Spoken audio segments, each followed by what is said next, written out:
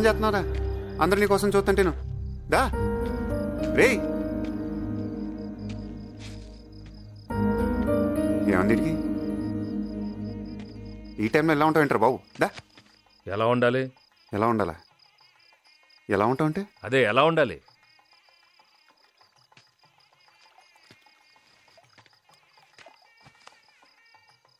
నీకు ఇష్టం లేకుండా పెళ్లి జరుగుతుంది కోపమా? ఎవరి మీద కోపం రా? అమ్మ మీద, నాన్న మీద, లేదా నా మీద?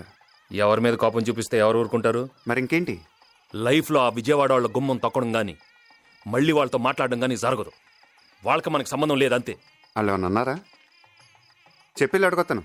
గాడిద గుడ్డు ఎవడుకుండేది అడుకుంటుంది. ఏమన్నారా? ప్రతివాడు అడిగేవాడే. వెళ్ళారుగా, పెళ్ళిళ్ళకి వెళ్ళారు, గృహప్రవేశానికి వెళ్ళారు, పెళ్లి సంబంధాలు కూడా కుదుర్చుకున్నారు.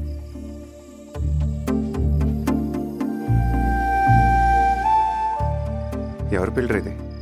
మన చెల్లి పెళ్ళిగా? బయట వాళ్ళు ఏమన్నా? నాకు తెలీదా? నాకు ఆలోచన లేదా?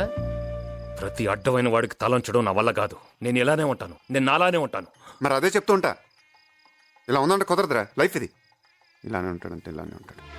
కుదరపోతే పోతాం అంతే. ప్రతివాడు లైఫ్ గురించి మాట్లాడటం పోతాం. ఆ పోతానంటే చూస్తూ ఊరుకుంటారు. మరి పోనేమో. పోతాడంటే పోతాడు. భగవంతుడు మనలంటూ భూమి మీద ఉంచితే గాడిద గుడ్డు జీవితాంతం ఇలానే పక్క పక్కన ఉంటాం.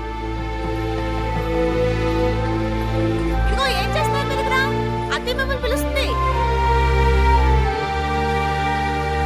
మిమ్మల్ని అత్తే పిలుస్తుంది. సరే సరే, తొందరగా రండి మీరు.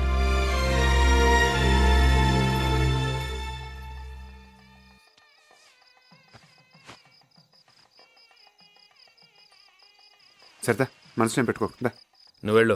రారా బాబు. నువ్వు వెళ్ళు. నీతో ఏదో వచ్చిందిరా బాబు. ఇలా ఉంటే ఎలా రా? మనకు 100 ఉంటాయి. బయట వాళ్ళు ముందు తక్కువ అయిపోతాం. రారా బాబు. రే, నాకు నీలాగా నటించడం రాదురా. నువ్వు వెళ్ళు, నాటకాలు వేసుకుపో.